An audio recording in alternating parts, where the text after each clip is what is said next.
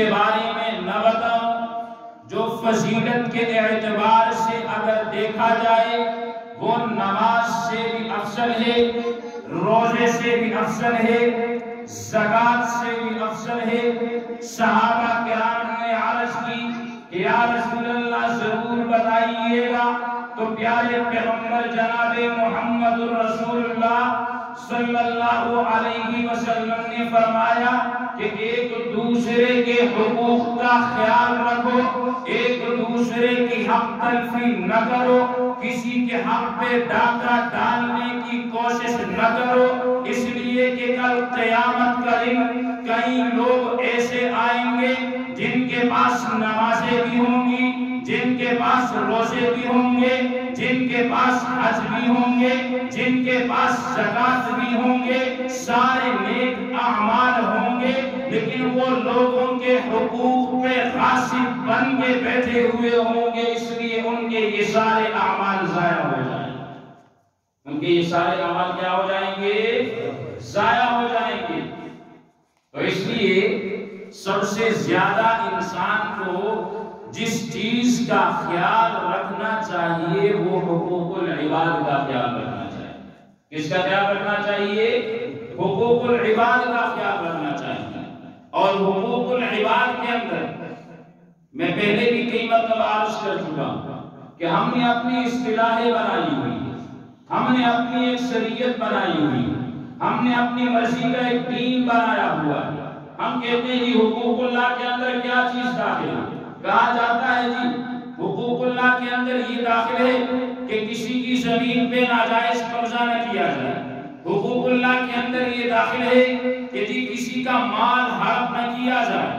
حقوق اللہ کے اندر یہ داخل ہے جی کہ کسی کی کمائی پہ قبضہ نہ جمایا جائے۔ لیکن یاد رکھیے گا صرف حقوق اللہ میں یہ داخل نہیں ہے کہ کسی کی زمین پہ قبضہ کر لیا جائے، صرف حقوق اللہ میں یہ داخل نہیں ہے کہ کسی کے مال کو کھا لیا جائے، بلکہ اگر کسی کی غیبت کی جائے یہ بھی حقوق اللہ میں داخل ہے، چغل خوری کی جائے یہ بھی حقوق اللہ میں داخل ہے، کسی کی تحقیر کی جائے یہ بھی حقوق اللہ میں داخل ہے، کسی کی تذلیل کی جائے یہ بھی حقوق اللہ میں داخل ہے، کسی کو گالی دی جائے یہ بھی حقوق اللہ میں داخل ہے، کسی کو تھپڑ مارا جائے یہ بھی حقوق اللہ میں داخل ہے، کسی کو کسی کی دل آزاری کی جائے یہ بھی حقوق اللہ میں داخل ہے، یہاں تک کہ کسی مسلمان کے بارے میں اپنے دل کے اندر برا سوچا جائے یہ بھی حقوق اللہ میں داخل ہے۔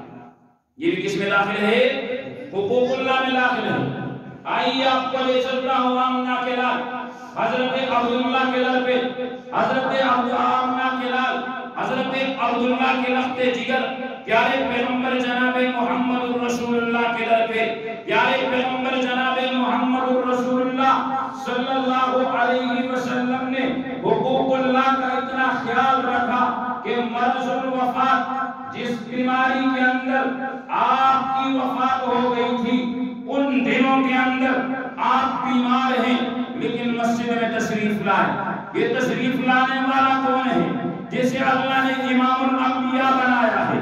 یہ تشریف لانے والا کون ہے؟ جسے اللہ نے خاتم الانبیاء بنایا ہے۔ یہ تشریف لانے والا کون ہے؟ جس کے بارے میں اللہ نے ضابطہ ہی بدل دیا کہ یہ نبی جب آئے گا تو کوئی نبی بھی آئے وہ اسی کا کلمہ پڑھے گا، اپنی نبوت کی تشریح وہ نہیں کر سکے گا۔ پیارے پیغمبر جناب محمد رسول اللہ صلی اللہ علیہ وسلم آج بڑے بڑے لیڈر ہیں، سیاسی ہو مذہبی ہو جو بھی ہو، بڑائی تو سب کے اندر ہے لیکن اپنے آپ کو احتساب کے لیے کوئی نہیں پیش کرتا۔ اپنے کارکنوں کے سامنے اپنے آپ کو احتساب کے لیے کوئی نہیں پیش کرتا۔ ذرا دیکھیے پیارے پیغمبر مسجد نبوی میں تشریف لائے، صحابہ کرام کا مجمع لگا ہوا ہے، حقوق العباد کی اہمیت کا اندازہ لگائیں کہ بندوں کے حقوق کا اللہ کے ہاں کتنی زیادہ اہمیت ہے۔ حضور آئے، منبر میں بیٹھے اور اپنے آپ کو پیش کیا کہ دیکھیے میں اپنے آپ کو پیش کر رہا ہوں، اگر میں نے تم میں سے کسی کو کوئی بری بات کہی ہو، وہ اٹھ کے کھڑا ہو جائے مجھ سے بدلہ لے لے، میں نے کسی کا مال لیا ہو وہ کھڑا ہو جائے میں اس کا مال دوں گا۔ یہاں تک پیارے پیغمبر جناب محمد الرسول اللہ صلی اللہ علیہ وسلم نے فرمایا کہ اگر میں محمد نے کسی کے پیٹھ پہ کوڑا مارا ہے تو میری پیٹھ اس کے لیے حاضر ہے، وہ آگے مجھ سے بدلہ لے گا۔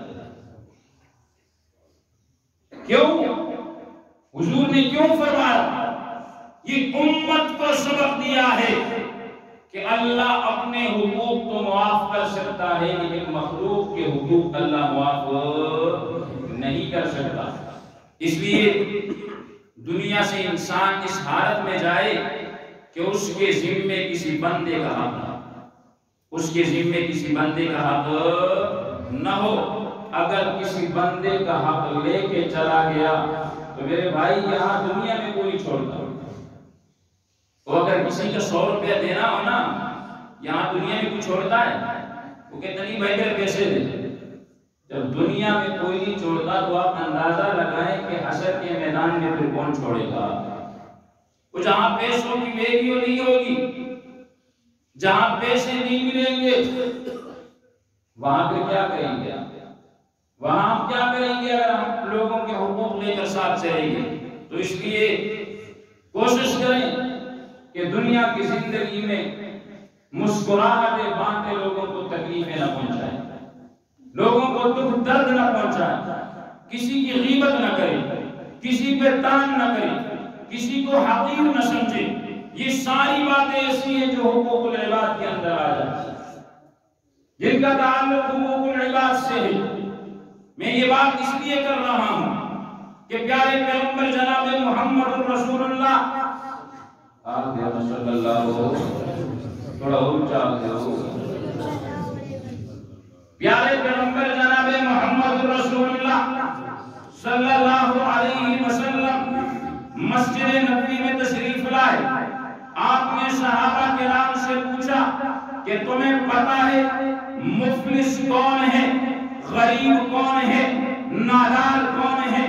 صحابہ کرام کہنے لگے کہ یا رسول اللہ ہم تو مفلس اسے سمجھتے ہیں کہ جس کے پاس کوئی دراہم و دنانیر موجود نہ ہو، جس کے پاس کوئی ساز و سامان نہ ہو، جس کے پاس کوئی جائیداد نہ ہو۔ پیارے پیغمبر جناب محمد الرسول اللہ نے فرمایا اور یہ تو دنیا کا غریب ہے، یہ تو دنیا کا مفلس ہے۔ میں تم سے دنیا کے غریب کے بارے میں نہیں پوچھتا، میں تم سے دنیا کے مفلس کے بارے میں نہیں پوچھتا، بلکہ میں آخرت کے مفلس کے بارے میں پوچھتا ہوں، آخرت کے غریب کے بارے میں پوچھتا ہوں۔ پھر پیارے پیغمبر جناب محمد الرسول اللہ صلی اللہ علیہ وسلم خود فرمانے لگے کہ حشر کا میدان ہوگا، میرے امت کا غریب آئے گا۔ یا رسول اللہ وہ کیسے غریب ہوگا؟ حضور نے فرمایا وہ جب اللہ کی بارگاہ میں حساب کتاب کے لیے آئے گا، اس کے پاس نمازوں کے پہاڑ ہوں گے، زکاتوں کے پہاڑ ہوں گے، روزے اور حج کے پہاڑ ہوں گے، نیک اعمال کے پہاڑ ہوں گے، لیکن اچانک کچھ لوگ اس کی دائیں جانب سے آئیں گے، کچھ بائیں جانب سے آئیں گے، کچھ سامنے سے آئیں گے، کوئی پیچھے سے آئیں گے، اور آ کے اللہ کی بارگاہ میں عرض کریں گے کہ یا اللہ یہی وہ بندہ ہے جس نے مجھے گالیاں دی تھی، اس کی نیکیاں اٹھا کے اس کو دے دی جائے گی۔ دوسرا کہے گا یا اللہ یہی وہ بندہ ہے جس نے میری زمین پہ قبضہ کیا تھا، باقی نیکیاں اٹھا کے اس کو دے دی جائے گی۔ تیسرا آئے گا کہ یا اللہ اس نے میری غیبت کی تھی، یا اللہ اس نے مجھے تھپڑ مارا تھا، یا اللہ اس نے مجھ پہ ظلم کیا تھا، اس کی نیکیاں ساری کی ساری ان لوگوں میں تقسیم کر دی جائے گی جن کے اس نے حق کھائے ہوں گے، جن کے اس نے حق تنفیذ کی ہوگی۔ بات یہاں پہ ختم نہیں ہوگی، ارے وہ آیا نیکیوں کے پہاڑ لے کر، نیکیاں ختم ہو جائے گی، لیکن جن کے حقوق باقی ہے وہ لوگ باقی رہ جائیں گے۔ اللہ فرمائیں گے اب ایک ہی کام ہے کہ ان لوگوں کے گناہوں کو اس کے نام اعمال میں ڈال دیا جائے، پھر ان کے گناہوں کو اس کے نام اعمال میں ڈال دیا جائے گا، یہاں تک کہ نیکیوں کے پہاڑ لانے والا گناہوں کے پہاڑ کے سامنے کھڑا ہو جائے گا۔ پھر آخر میں اللہ فرشتوں کو فَطُرِحَ فِي النَّارِ، اب جنت میں اس کی جگہ نہیں ہے، اس کو جہنم کے اندر ڈال دیا جائے۔ اس کو کہاں پہ ڈال دیا جائے؟ جہنم میں ڈال دیا جائے۔ اندازہ لگا لیں، یہ دنیا فانی ہے، کل من علیہا فان وَيَبْقَى وَجْهُ رَبِّكَ ذُو الْجَلَالِ وَالْإِكْرَامِ، کل من علیہا فان وَيَبْقَى وَجْهُ رَبِّكَ ذُو الْجَلَالِ وَالْإِكْرَامِ، کل شیء ہالک الا وجہہ، ہر ایک چیز میں فانی ہو جانا، بقا اگر ہے تو وہ صرف اور صرف اللہ کی ذات کے لیے۔ کس کے لیے ہے؟ اللہ کی ذات کے لیے ہے۔ لہذا کوشش کی جائے، حقوق العباد کا خیال رکھا جائے۔ ہمارا معاشرہ جو تباہ ہو رہا ہے، ہمارے معاملات خراب ہیں۔ ہم نام کے مسلمان تو ہیں لیکن معاملات ہمارے مسلمانوں والے نہیں ہیں۔ اگر یقین نہیں آتا تو کر کے نہیں کسی کے ساتھ 1-2 ہزار روپے کسی کو دے دیں، یہ مہینے بعد دیتا ہوں، پھر مہینوں کے کئی مہینے لگ جائیں گے لیکن پتہ نہیں چلتا۔ اور جب تک یاد رکھیے گا ہم اپنے معاملات کو درست نہیں کریں گے، ہم اس سے بھی اور بدتر ہو جائیں گے۔ ہم گھروں میں بیٹھ کے یہ تو کہہ دیتے ہیں نا، مجلس میں بیٹھ کے کہہ دیتے ہیں وہ جی عمران خان نے مہنگائی کر دی تھی، وہ جی شہباز شریف نے مہنگائی کر دی تھی۔ یہ مہنگائی میں عمران خان کرتا ہے نہ شہباز شریف کرتا ہے، یہ مہنگائی میں اور آپ خود کرتے ہیں۔ یہ مہنگائی کون کرتا ہے؟ بولو نا، خود کرتے ہیں۔ حضور نے کیا فرمایا کہ اعمالکم عمالکم، اعمالکم عمالکم، تم پہ تمہاری حکمرانی تمہارے اعمال کرتی ہے۔ یہ کتنے تسی بیٹھے ہو سارے جنہاں دی زیارت راندے کھیمیا دے وچ ہیں، باہر نہیں ہم راندے کھیمیا دے وچ ہیں تے زیارت کرنا دی جمعے دی زمین دی ایسی نہیں۔ ویسی بات ہے نا، نماز نہیں ہے، روزہ نہیں ہے، زکات نہیں ہے، قرآن کی تلاوت نہیں ہے۔ اب تو شکر کریں کہ اللہ کی بڑی مہربانی ہے کہ وہ ہم پہ آسمانوں سے پتھروں کی بارش نہیں برسا رہا۔ اعمال ہمارے ایسے تانا ہم دوسروں پہ دیتے ہیں، بات ہم دوسروں پہ کرتے ہیں، لیکن اپنے گریبان میں جھانک کے نہیں دیکھتے، اپنے گریبان میں جھانک کے نہیں دیکھتے کہ کہاں گئی میری مسلمانیت، کہاں گیا میرا ایمان۔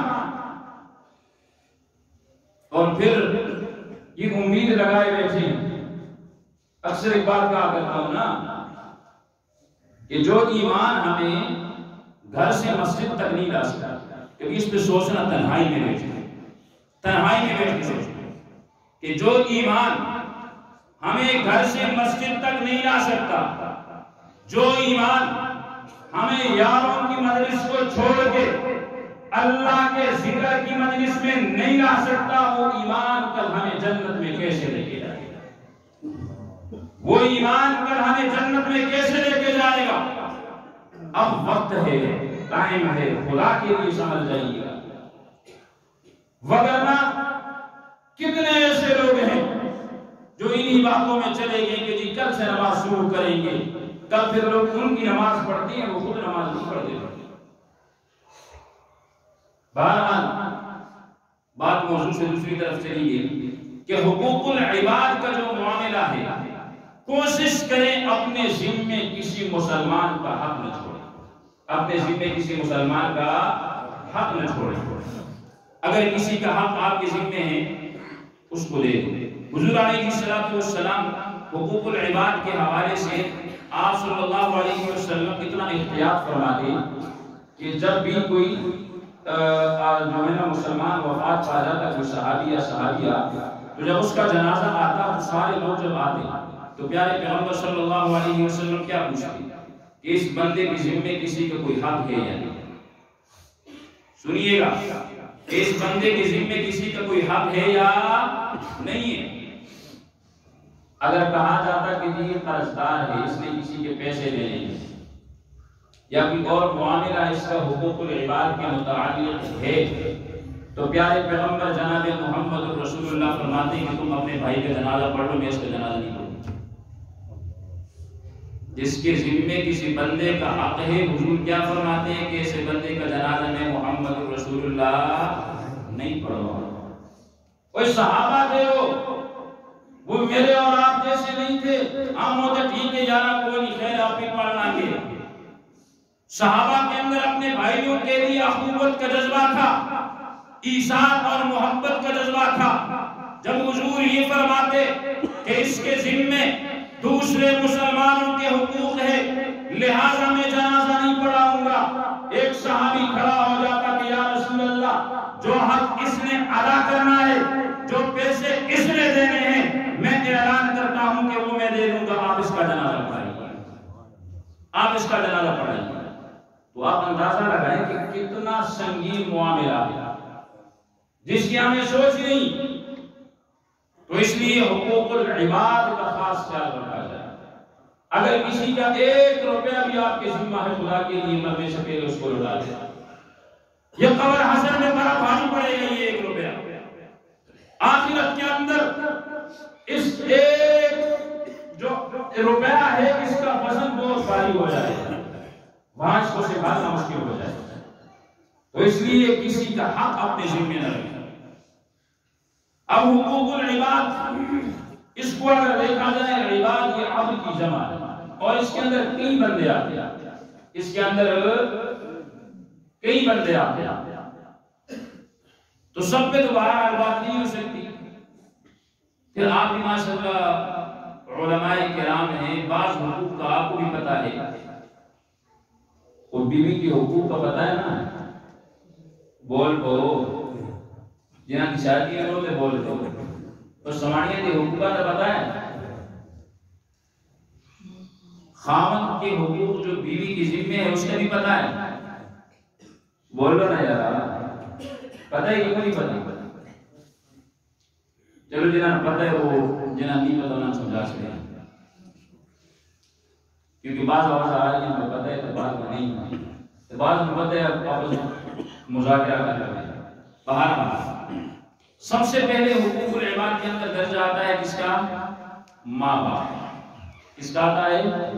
ماں باپ۔ اس پہ پہلے آپ تفصیلی جو میں پڑھ چکے جو ہے سن چکے ہیں تبلیغ، بس اتنا ذہن میں رکھیں کہ اللہ رب العزت نے قرآن مجید کے اندر جہاں اپنی عبادت کا ذکر کیا ہے وہاں پہ ساتھ اللہ نے والدین کی اطاعت کا حکم دیا ہے۔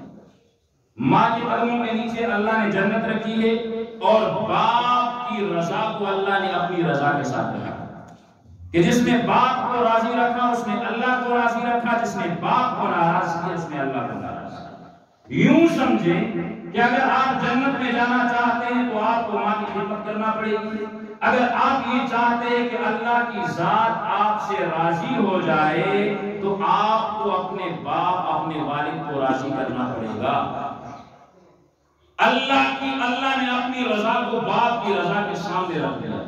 اگر باپ راضی تو اللہ بھی راضی، اگر باپ ناراض ہے تو اللہ بھی کیا ہے؟ تو اس کے بھی تفصیلی بات کرنے کی ضرورت میرے خیال سے یہی بات اگر سمجھ میں آ جائے کہ ماں باپ کو راضی رکھنا ہے، ان کی خدمت کرنا ہے، تو یہ 5-6 گھنٹوں تقریر سے بہتر ہے۔ سمجھ آ گئی میری بات؟ اچھا یہ تو ہے کہ والدین کے اولاد کے ذمہ جو حقوق ہے وہ ہو گئے۔ اب کچھ حقوق ایسے ہیں کہ جو اولاد کے والدین کے ذمہ، جو کس کے ہیں؟ اولاد کے والدین کے ذمہ، ایسے حقوق جن کا تعلق والدین کے ساتھ۔ پیارے پیغمبر جناب محمد رسول اللہ صلی اللہ علیہ وسلم نے فرمایا کہ اولاد کے حقوق جو والدین کے ذمہ، ان میں سب سے پہلا حق یہ ہے کہ والدین جو ہیں یعنی والد جو ہے والدین کو اپنی اولاد کے نام و نشان کو کسی وجہ سے مٹانے کی کوشش نہ کرے، کسی وجہ سے مٹانے کی کوشش نہ کرے، بلکہ ان کو اپنی نسل آگے بڑھانے کے لیے پروان چڑھائے۔ جیسے اس زمانے میں بھی تھا، آج بھی ہے، کئی واقعات ایسے ہوں گے آپ نے بھی سنے ہوں گے، سوشل میڈیا پہ دیکھے بھی ہوں گے کہ آج جی فلانے علاقے کے اندر ایک باپ نے اپنے 6 بچوں سمیت خودکشی کر دی، ماں نے بھی اپنے بچوں کو ذبح کر دیا، کس وجہ سے جی کھانے پینے کو کچھ نہیں ہے۔ میں پھر وہ بات دہرانا چاہوں گا کہ کھانے پینے کا وعدہ اللہ نے کیا ہے، اللہ دیتا بھی رہا، دے گا بھی اور دیتا بھی رہے گا، بشرطے کہ ہم انسان بن جائیں، بشرطے کہ ہم کیا بن جائیں؟ انسان بن جائیں۔ تو پہلا حق کیا ہے کہ وَلَا تَقْتُلُوا أَوْلَادَكُمْ خَشْيَةَ إِمْلَاقٍ۔ کوئی قرآن کا فیصلہ غلط ہو سکتا ہے؟ بولو، قرآن میں اللہ نے کیا فرمایا؟ وَلَا تَقْتُلُوا أَوْلَادَكُمْ خَشْيَةَ إِمْلَاقٍ، کہ رزق کی تنگی کی وجہ سے اپنی اولاد کو قتل کیوں؟ نَحْنُ نَرْزُقُكُمْ، کہ رزق دینے والا میں اللہ، رزق دینے والا میں اللہ ہوں، جس کی مقدر، جس کے ذمے میں جتنا رزق لکھ دیا گیا اتنا رزق اللہ نے فرمایا کہ وہ اس کو مل کے دیا گیا۔ اولاد کا دوسرا حق کیا ہے؟ پیارے پیغمبر جناب محمد رسول اللہ صلی اللہ علیہ وسلم نے فرمایا کہ اولاد کا دوسرا حق یہ ہے کہ جب بچہ پیدا ہو جائے تو والدین کو چاہیے، اگر وہ استطاعت رکھ سکتے ہیں، اگر وہ استطاعت رکھ سکتے ہیں تو وہ اس کے اپنے استطاعت کے مطابق اس کے لیے عقیقہ کرے۔ اگر ایک غریب ہے جس کے پاس کھانے کو کچھ روٹی بھی بڑی مشکل سے کماتا ہے تو اس کے لیے ضروری نہیں، اگر استطاعت ہے تو وہ کیا کرے؟ عقیقہ کرے۔ تیسرا حق اولاد کا کیا ہے؟ پیارے پیغمبر جناب محمد رسول اللہ صلی اللہ علیہ وسلم نے فرمایا کہ اپنے اولاد کے نام اچھے رکھو، اپنے اولاد کے نام اچھے رکھو، سوچ سمجھ کے رکھو کہ ان ناموں کا معنی اور مطلب کیا ہے، اس لیے کہ اسم کا مسمہ پہ اثر ہوتا ہے۔ جو نام ہے جس کا آپ نام جیسے رکھیں گے ویسا ہی اس پہ اثر ہوگا، ویسا ہی اس پہ کیا ہوگا؟ اثر ہوگا۔ حضرت عمر رضی اللہ تعالیٰ عنہ کے زمانے میں ایک باپ شکایت لے کے آ گیا، جی میرا پتر جو ہے نا وہ بہت نافرمانی ہے، وہ بہت میری نافرمانی کرتا ہے۔ حضرت عمر نے اس کے بیٹے کو بلایا، جو میں آپ کو کہہ رہا ہوں کہ نام سوچ سمجھ کے رکھے۔ حضرت عمر نے اس کے بیٹے کو بلایا، اس کی ڈانٹ ڈپٹ کی، اس کو کہا یہ کیا چکر چل رہا ہے، اپنے باپ کی نافرمانی کرتا تجھے شرم نہیں آتی؟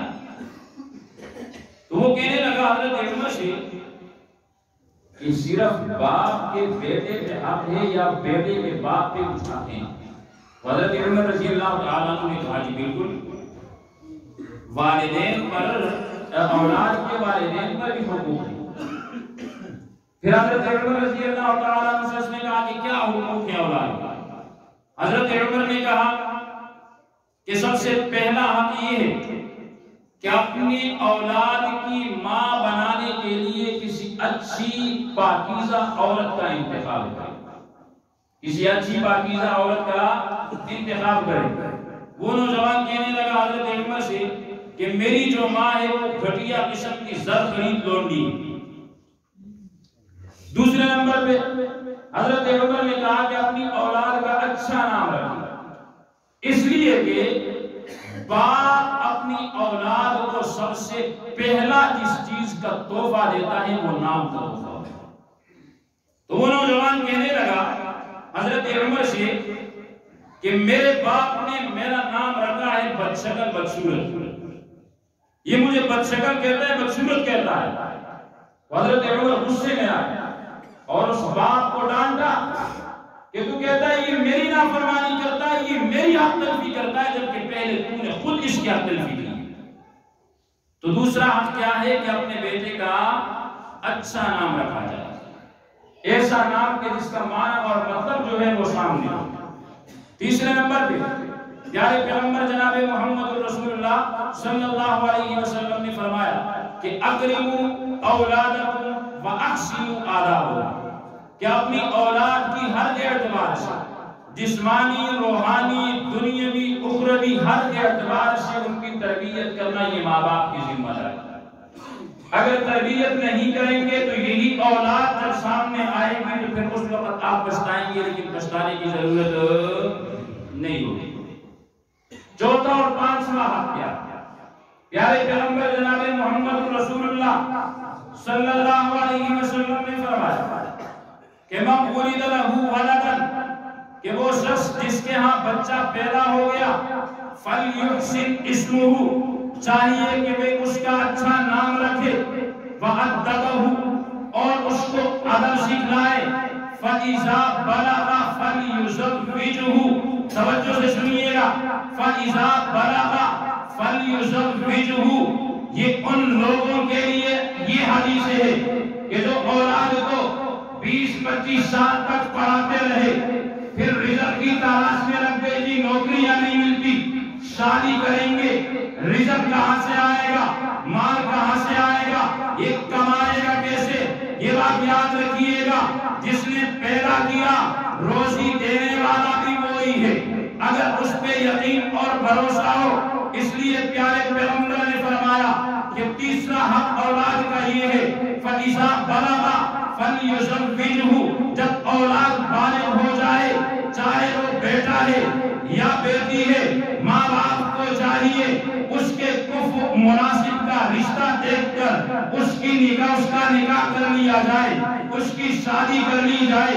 اگلا جملہ حدیث کا سنیے، بڑا سخت جملہ ہے، پیارے پیغمبر نے فرمایا فَإِن بَلَغَ وَلَمْ يُزَوِّجْهُ فَأَصَابَهُ اسْمًا فَإِنَّمَا اسْمُ أَبِيهِ، اگر اولاد بالغ ہو گئی اور والدین نے ان کا نکاح نہیں کیا، ان کی شادی نہیں کی، تو انہیں یاد رکھنا چاہیے اگر بیٹے نے گناہ کیا، اس گناہ کے اندر باپ برابر کا شریک ہوگا، اگر بیٹی نے گناہ کیا، اس گناہ کے اندر باپ برابر کا شریک ہوگا۔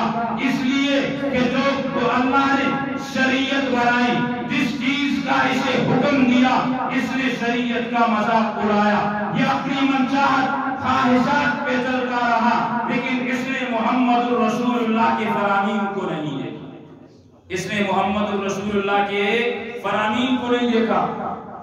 آخری بات کہ ہم نے زنا کو آسان کر دیا ہے، شادی کو مشکل کر دیا ہے، نکاح کو مشکل بنا دیا ہے، لڑکی کے پاس لڑکی والوں کے پاس رشتہ لے کے جائیں، ان کی الگ الگ ڈیمانڈیں ہیں، وہ اپنی جو ہے نا ڈیمانڈ کی بچہ کرتا کیا، کوئی رزق تو نے دینا ہے کہ اللہ نے دینا ہے؟ بولو رزق کس نے دینا ہے؟ اللہ نے دینا ہے کہ انسان نے دینا ہے؟ اللہ نے دینا ہے۔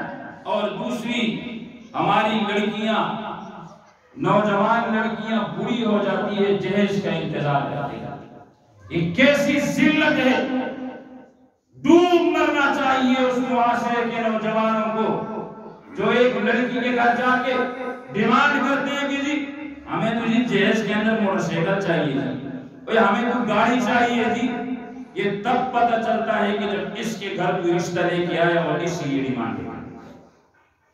اس لیے دنیا کے رسم و رواج کے اندر پڑھ کے ہم نے پیارے پیغمبر جناب محمد الرسول اللہ صلی اللہ علیہ وسلم کی سنتوں کی دھجیاں اڑا دی، وگرنہ پیارے پیغمبر جناب محمد الرسول اللہ نے کیا فرمایا کہ نکاح کوئی مشکل کام نہیں، نکاح کے اندر ایجاب و قبول ضروری ہے، نکاح کے اندر گواہ ضروری ہے۔ وہ شریعت تو یہاں تک کہتی ہے، شریعت یہاں تک کہتی ہے کہ اگر تمہارے پاس ولیمے کی طاقت نہیں ہے تو وہی جو نکاح کے چھوارے ہی کوئی کافی، وہی کیا ہے کافی۔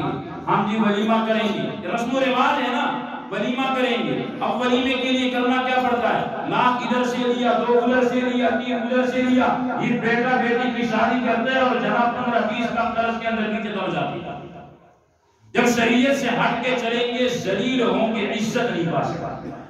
عزت اللہ رب العزت نے شریعت محمدیہ صلی اللہ علیہ وسلم کے اندر رکھی ہے۔ اللہ رب العزت ہمیں پیارے پیغمبر جناب محمد رسول اللہ صلی اللہ علیہ وسلم کی شریعت کو سمجھنے اور اس پر عمل کرنے کی توفیق عطا فرمائے۔ وآخر دعوانا الحمدللہ۔